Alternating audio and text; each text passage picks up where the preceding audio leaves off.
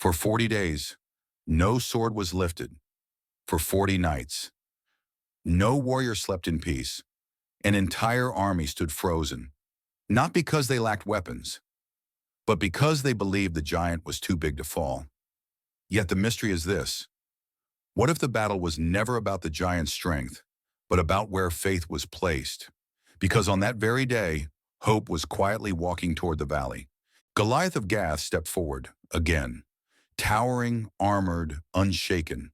His bronze helmet glinted under the sun, and his voice thundered across the valley. "I defy the armies of Israel this day." 1 Samuel 17:10. Every word struck like a weapon.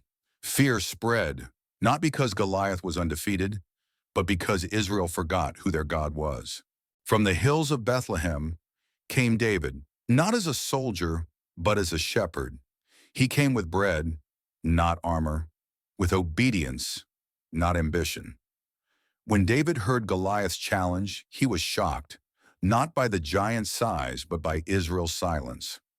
Who is this uncircumcised Philistine, that he should defy the armies of the living God? 1 Samuel 17:26.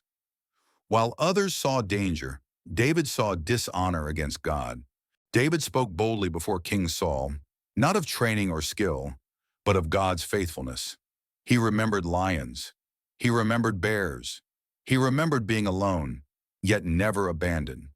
The Lord who delivered me from the paw of the lion and the bear will deliver me from this Philistine. 1 Samuel 17:37.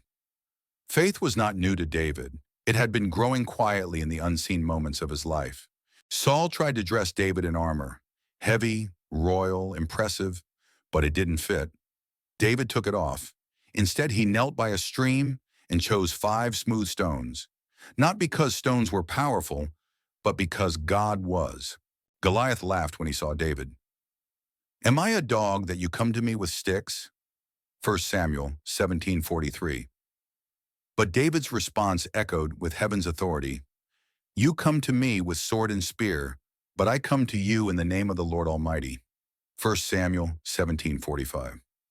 This was no reckless courage. It was unshakable trust.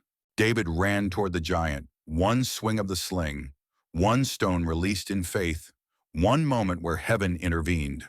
The stone struck Goliath's forehead, and the giant fell. So David prevailed, for the battle is the Lord's. 1 Samuel 17:47. What fear said was impossible, faith proved was inevitable. Final scene: courage is contagious. The giant lay defeated, fear broke, hope surged.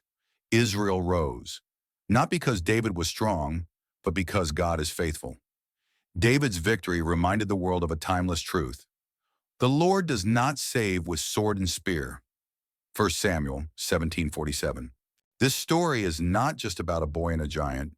It is about you. Your giant may not stand in a valley, but it looms in your life. Fear of failure, anxiety about the future, financial struggle, sickness, loneliness, feeling unworthy or forgotten. David reminds us that you don't have to be the strongest. You don't have to be the most qualified. You don't have to face life alone. God still stands with those who trust him. When fear says, "You're too small," faith replies, "God is greater. The giant may be loud, but faith always has the final word."